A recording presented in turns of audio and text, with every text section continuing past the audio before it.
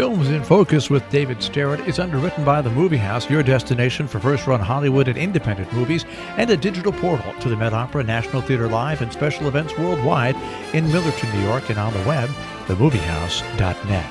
David Sterritt is the editor-in-chief of the Quarterly Review of Film and Video, contributing writer at Cineast, film professor at the Maryland Institute College of Art, and Robin Hood Radio's very own critic. He joins us weekly. The films are The Inheritance, Come True, and Vonorovich. And of course, I'm going to ask you about the third one first, but you'll probably make me wait. Hi, David. How are you? I'm doing okay, Jill. How about you? I'm curious, but I'm well, thank you. Okay, well, I'm glad you're well. And yeah, we'll get to that one in a moment. But let's begin with a very different kind of a movie, The Inheritance. All three of our films this week, again, are quite different from one another.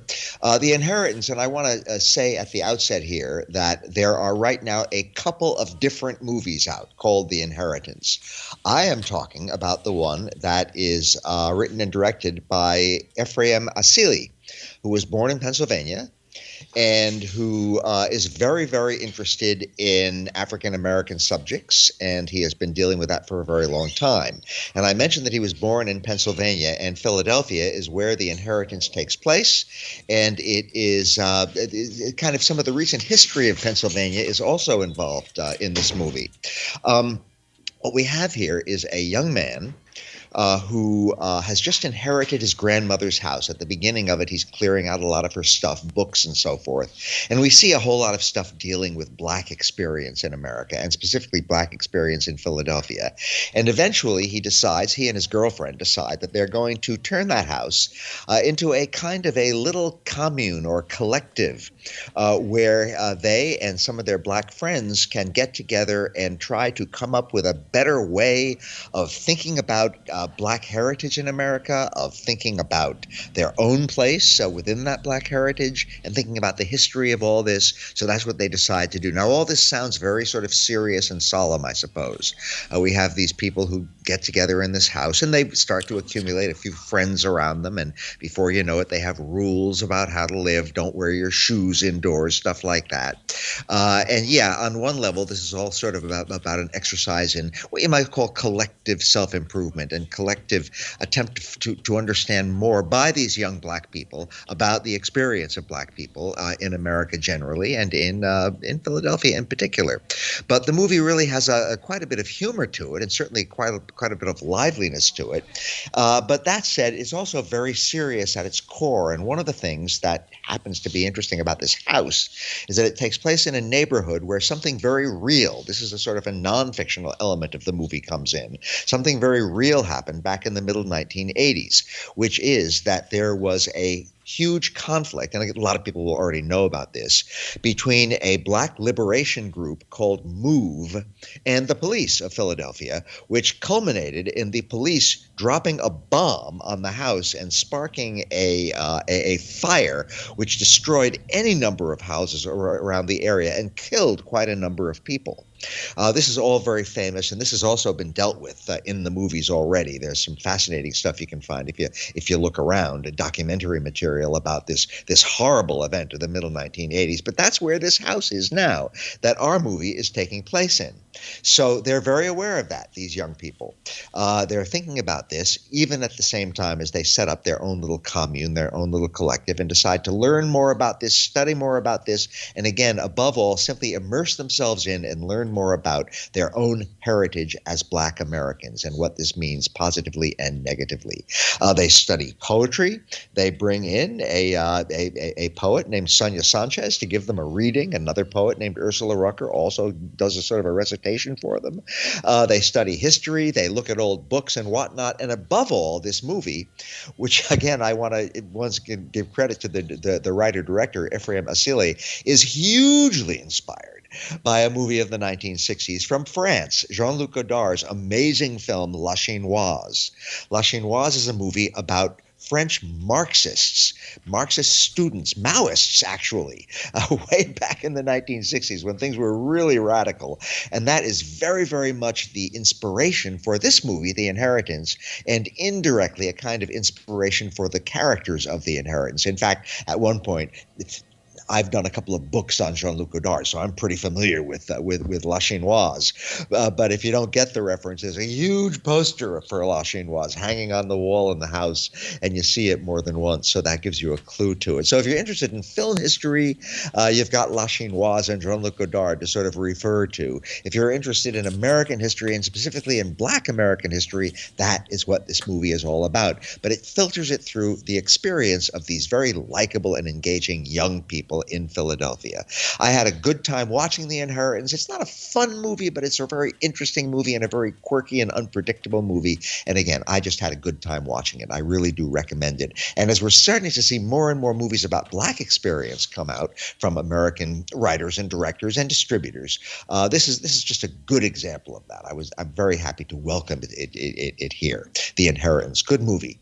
Our second movie today, as warned, will be totally, totally different. Come True, which was written and directed by Anthony Scott Burns. And this is a horror movie. And as I've said more than once in our conversations, Jill, horror movies are really a common genre these days. My gosh, there are so many of them around, and a lot of them are good. Certainly not all of them, but we just seem to be in sort of a golden age of small, independent horror movies. We're not talking about the big blockbusters with jillions of fancy special effects. We're talking about the smaller movies. There have been a number of them lately, and Come True absolutely falls into that category. So Come True, it's a very particular kind of horror movie. It's one of these horror movies that deals with the world of dreams. I suppose the most famous horror movie franchise that deals with the world of dreams are the Nightmare on Elm Street movies that Wes Craven commenced many a long year ago, and there were several of those. And they're good. They really do make a very good premise out of this idea that sleep is something that is right in our lives every single day, or at least every single night. And yet it remains mysterious, and we never seem to be quite sure exactly what it is or exactly how it works. And that's what gives some of the very effective spookiness to Come True, which again is a very, very good horror movie. So the main character is a young woman named Sarah, and she appears to be, she's a kind of a semi-homeless person. She appears to have a house with at least a mother who lives in it, and she can go there, but she doesn't like to go there, and she actually sleeps on a playground slide at nights, and is just living not a very comfortable and sort of rootless life. She goes to school, she does some things, but she's clearly kind of unmoored in the world. And then she gets word about a sleep study. And of course, the sleep researchers, what they need is some young people who they can hook up with all kinds of wires on their heads and study their dreams. And for Sarah, this is the big attraction of this, is it'll give her a place indoors, comfortable, with a bed to sleep in. So she volunteers. She's actually get paid to sleep. So she volunteers for the sleep study, and she goes and she gets wired up, and she gradually realizes, they don't want to tell her much, the researchers, but they gradually tell her that sort of what's going on is that they're just going to be examining the sort of the waves that come out of her head while she sleeps. And there's a few other people, again, hooked up to similar gizmos along the way. Then one of the sleep researchers appears to become sort of romantically interested in her, and she is able to start pumping him for some more information. And she eventually discovers that what they've done is they've figured out a way that they can read the brain waves that people have and actually visualize on a screen what people are thinking of. And what they've decided to do is to do this with dreams, so that they can visualize people's dreams on a screen and understand better the world of dreams and what's going on in dreams, although the understanding itself proves to be extremely mysterious. Now, the movie goes on from there, and it involves Sarah's relationship with one of the dream workers and various complications that come along the way. And one of the big things that happens in this movie, and it happens right from the very beginning, is that there are these amazing dream images that fill the screen.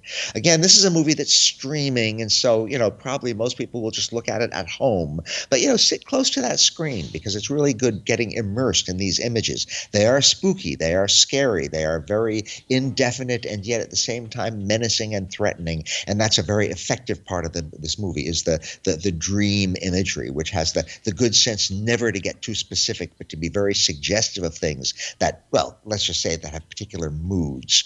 Come True establishes really particular moods all the way through. It is a very powerful movie just in terms of atmosphere and general feeling.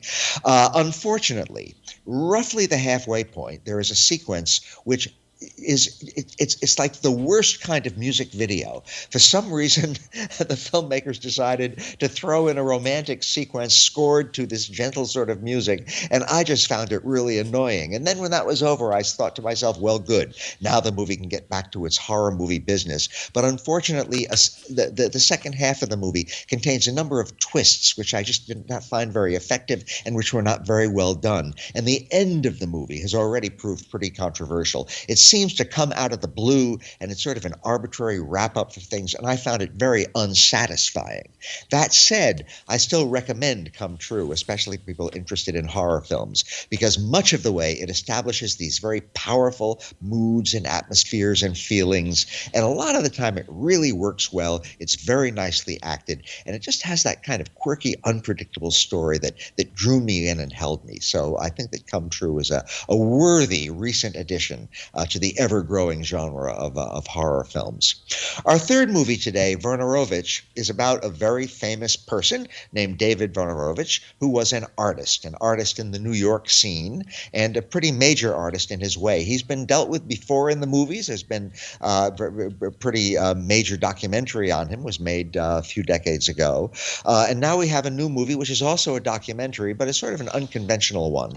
It deals with him very much through the materials that he created over the course of his life, which was a fairly short life. He died of AIDS when he was in his 30s, and that's very much what the movie is about. So David Vonorovich, again, this is a documentary, and this is a very real guy. And oh yeah, I want to mention one more thing about the title of this movie. The actual original title of this movie is something which cannot be said on the radio. It is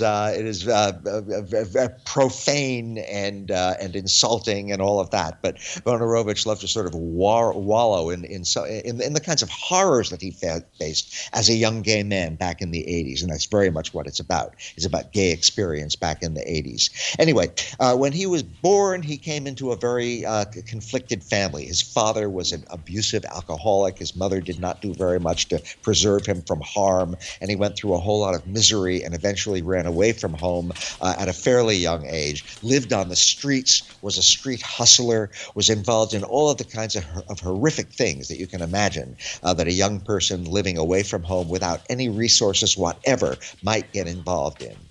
So he had a very, very difficult childhood and a very, very difficult adolescence and young adulthood. Somehow along the way, he became an artist. And he really started to believe in art, and he really decided to believe in expressing aspects of his own gay sensibility through art.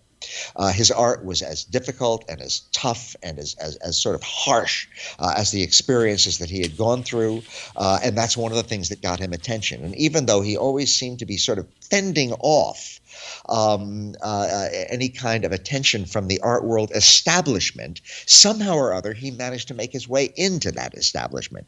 And he started to get stuff into art shows, and he started to get stuff even eventually into museums. All of this while always saying, I'm not comfortable, keep away from me, you rich people, you fancy people, keep away from me.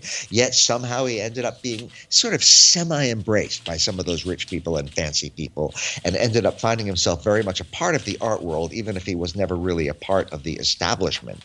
Now, the movie, Vonorovich, tells Vonorovich's story. By the way, it was directed by Chris McKim. Tells his story, again, through a lot of his own materials. We see a lot of his art on the screen. His paintings, his collages, his photography. He was a very big photographer. We find, we meet other people in the movie who he was engaged with and very close to along the way. We learn how they influenced him, how he was influenced by them. All this kind of thing is very, very set forth in a way that is never dull, and you never feel like you're being subjected to a lot of learning about this guy. It's really more of being immersed in his work than having his work pass before you in a sort of disembodied way on the screen. There's a lot of video material, a lot of film material, and it all makes the movie into a very lively collage itself. It's been compared to a movie from some years ago by another young artist called Tarnation, which was basically made on a Mac computer, and which is basically just a whole lot of that artist's own material strung together. That's the case to some extent with Vonorovich, although it's more of a sort of an objective look at his work. Again, he died when he was still in his 30s of AIDS, and his suffering from AIDS and his impending death and his actual death were all reflected very, very directly in his art. So Vonorovich is a hard movie. It's a difficult movie. It is not a pleasant movie to watch, but it's a very, very interesting movie, and it's a movie which really immerses us in the history of art, in the history of American gay experience, and especially in the history of the horrific decade of the 80s when AIDS was on the rise and decimating the art community. It's not a fun movie to watch, but I found it very, very engrossing from beginning to end. And again, it's a period of our recent history that we must not ever allow ourselves to forget. So that is my pretty darn serious story this week, Jill. For which we thank you as ever and always, David Sterritt. Films in Focus, the films The Inheritance, Come True, and Vonorovich.